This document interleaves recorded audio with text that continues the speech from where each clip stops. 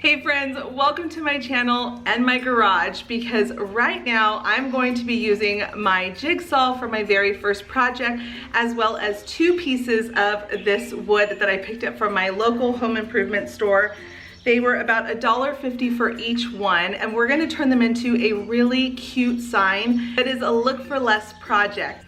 Also, excuse my garage, this is real life. Someday on my home channel I'm gonna have a makeover for this space, but for now this is it in all its glory. Now let's get crafting.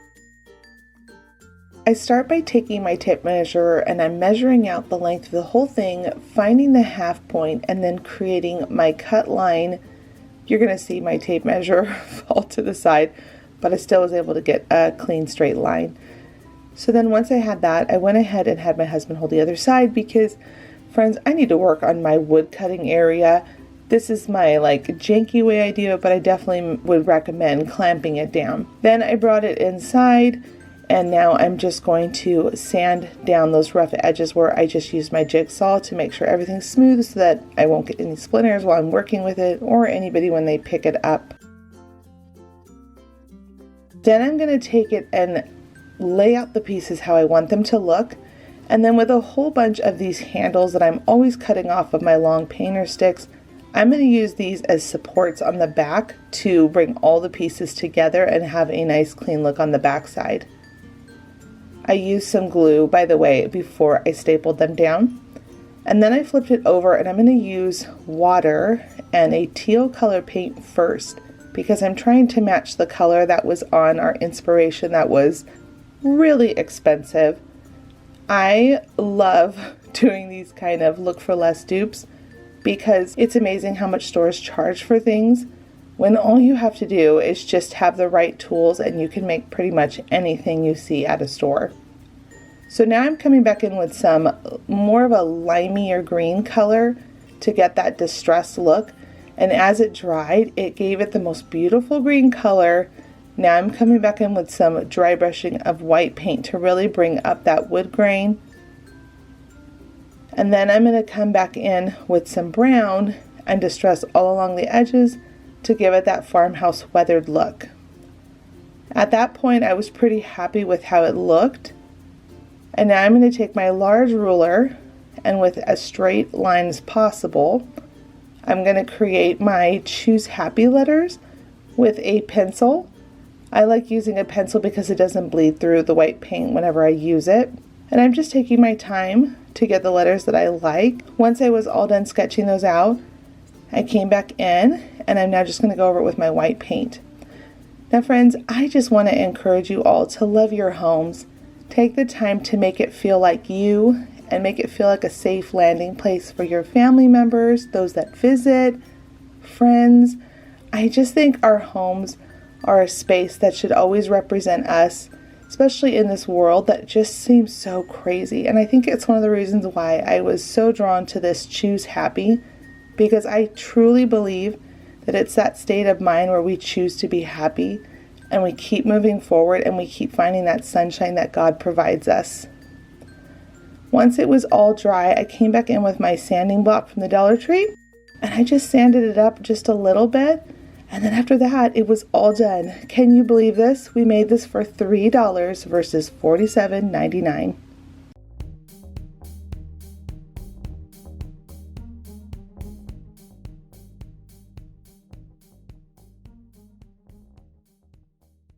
For this DIY, the inspiration came from a $299 wreath, and I'm going to make mine for $250.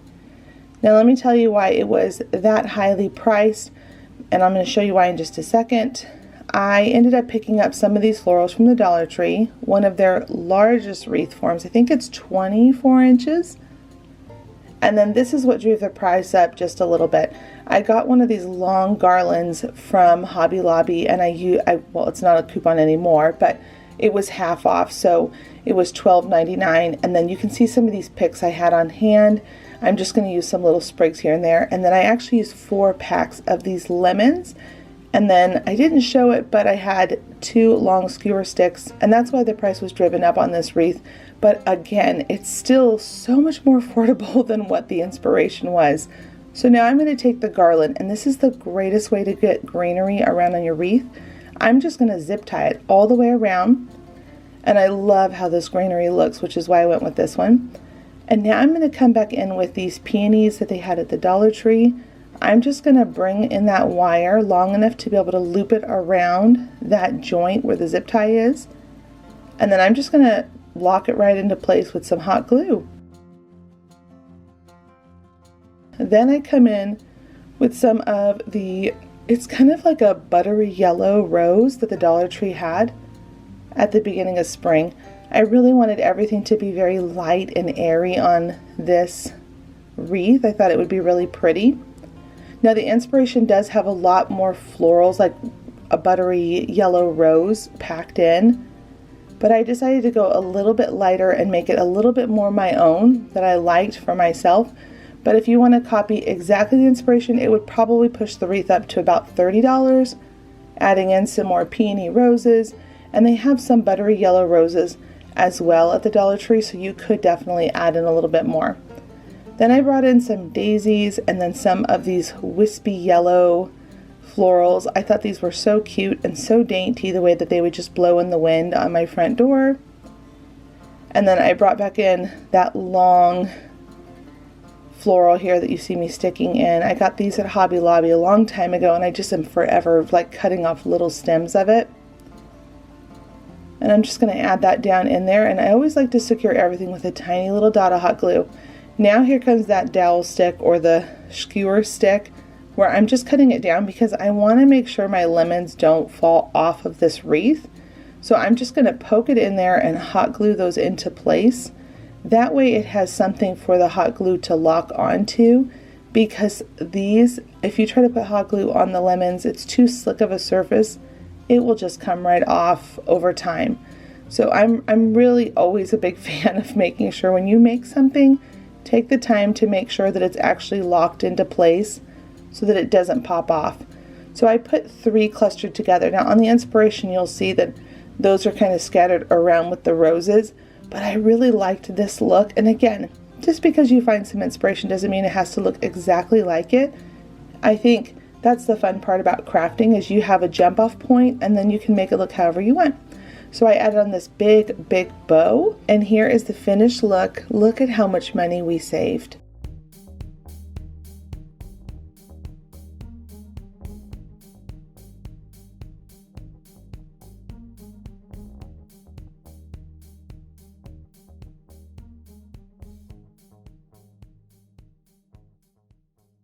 For this next DIY, I am going to be starting off with these 3 different size boxes, and I'm going to be spray painting them to give them a base coat first. And then we're going to be using a free printable inside my craft room, and I'm going to show you how I'm going to bring it all together to make really cute stacking boxes. Once I laid out my large garden bags, I actually just cut these open and lay them down on the ground, and they make the greatest spray painting surface. You can see this, and as I have some dust lines blow over, but I've been able to get those up before with a scrub brush. So I'm just going to give these all a nice coat of white paint all the way over them, so that way when we use the printable that I'm using today, it's going to be able to have a nice base to be put on, and you don't see the green popping out around the corners. Once they were all dry, I brought them back inside, and this is the free printable. I designed these myself, and I'm giving them to all of you today for free.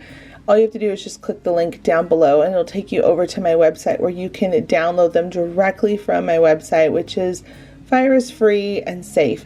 And I've made them in 3 different sizes: a large, medium, and small PDF printable, where you can download all of them and be able to use them for your project.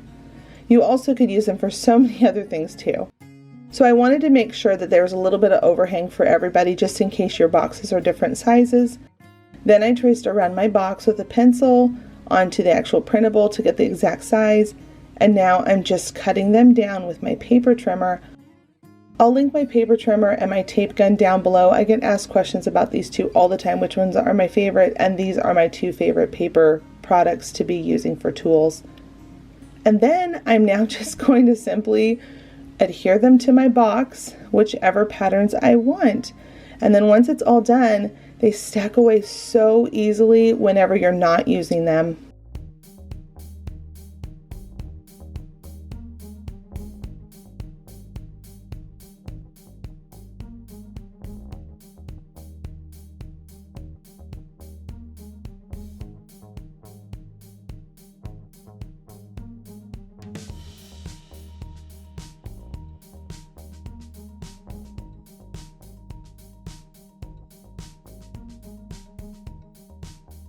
If you're new here to my channel, welcome. My name is Heidi Sombel. I love crafting and doing DIYs. I hope so far you have felt inspired by the things that you're seeing in this video, and you'll consider clicking that subscribe button and joining my YouTube channel family here.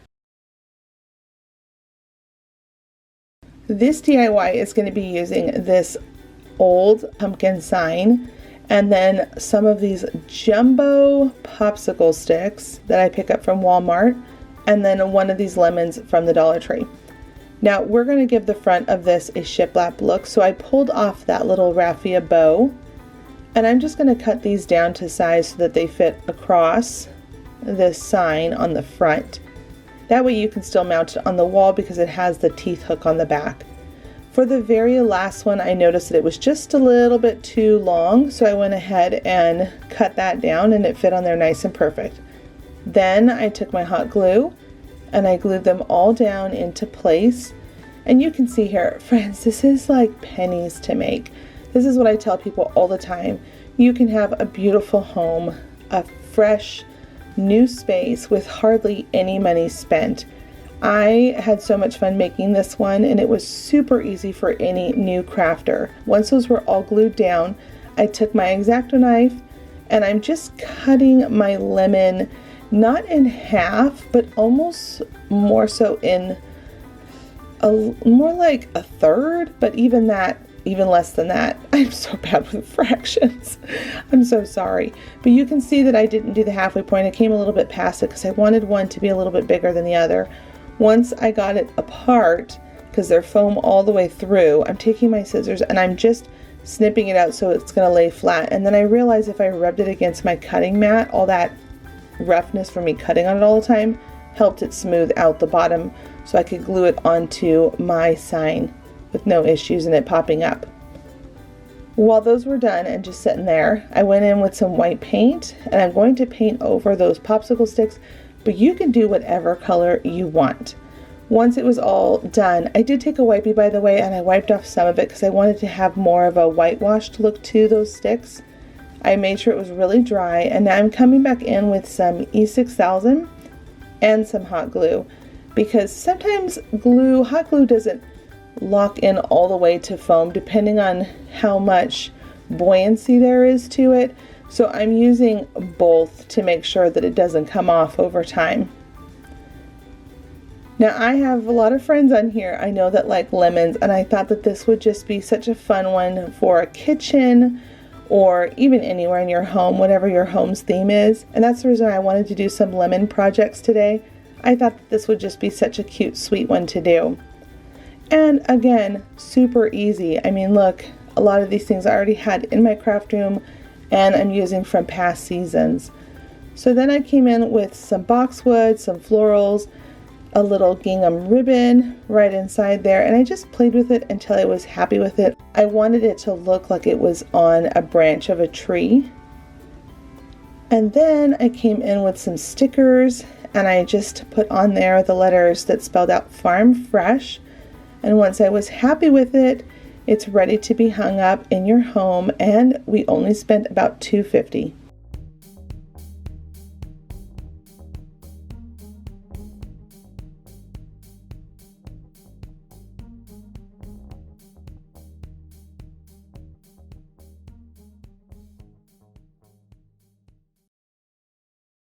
This DIY's inspiration came from Walmart. I saw this really cute banner for $13.16 and I thought, what? We could make that for pennies. Like, it's crazy sometimes what I see stores charging. I know that there's manual labor involved because a long time ago I owned a scrapbook company and we used to mass produce our own products, and I get that, but like even then the markup was so crazy on this little banner that I wanted to show you all that you could get this look for less, so much less. So here I am, I'm just taking some twine. You saw me tie a little loop knot on the end so we can hang up our banner. I think that's always important whenever you make banners. Always give it a nice little loop knot to hang it up. And then I cut some burlap and I'm just going to fold it right over on it. And once I've got that all locked in place and I'm happy that the twine isn't going to move around, I get the spacing right, I just add a little more glue and then I'm going to take my scissors and cut off the end. Now we're going to repeat that going all the way down. Now this is where I made mine a little bit different than what you saw in the inspiration picture. Instead of doing a dovetail, I decided to use more of an angle point coming down, not going in. And this is going to be more of a banner look versus the dovetail banner look. I just thought this was really cute and I wanted specifically for my decor shelf in my office. I thought it would be really cute right now for the summertime. Then I'm coming in with some lighter fabric that I had on hand and I'm just going to fold it in half and cut out a whole bunch of hearts like the inspiration, and we're just going to glue those down and put them on. It was that easy to get this look. I mean, the savings that took place for this is insane.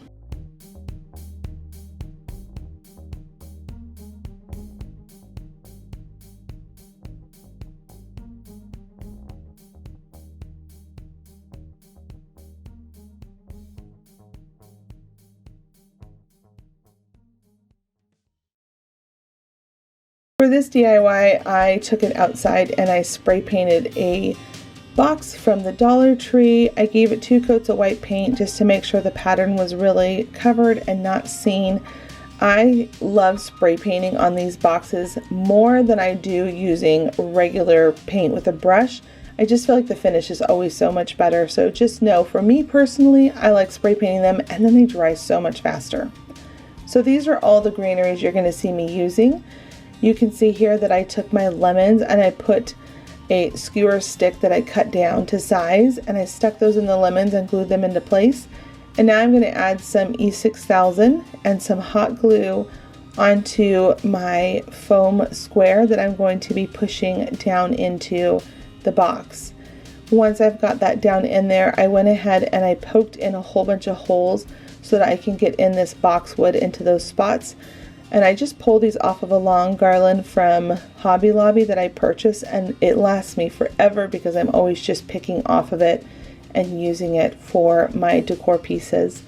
What a way to save a ton of money by just buying it on the long garlands and getting them half off when Hobby Lobby has them half off. And then I'm going to come in with some peony flowers and just all sorts of little cute spriggy type flowers that are just light and airy.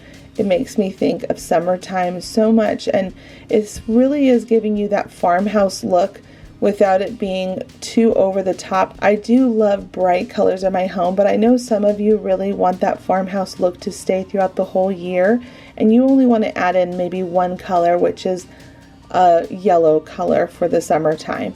And this is a great way to do it. You keep your colors really neutral, and then you bring in that one pop of color just like I'm doing here.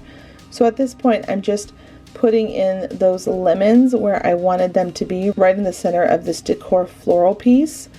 And then at that point, I decided I wanted to put a buffalo check ribbon around the front because I thought the yellow and the black and white would just be so pretty together and really just finish this look to give it a store-bought feel to it. This is the thing, friends. I say it all the time.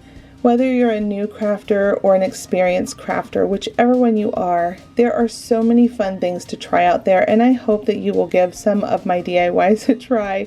I try to always be mindful of all the different levels of crafters to give everybody a chance to make something beautiful for their home. And then last, we're just going to add a bow, and it's ready to be displayed.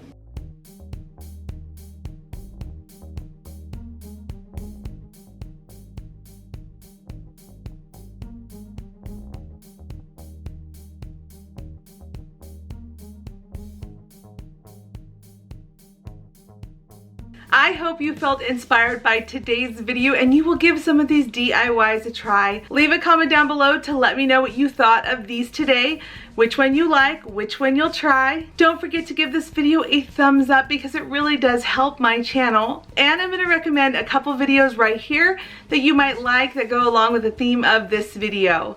Thanks so much for stopping by, and until the next episode, bye friends.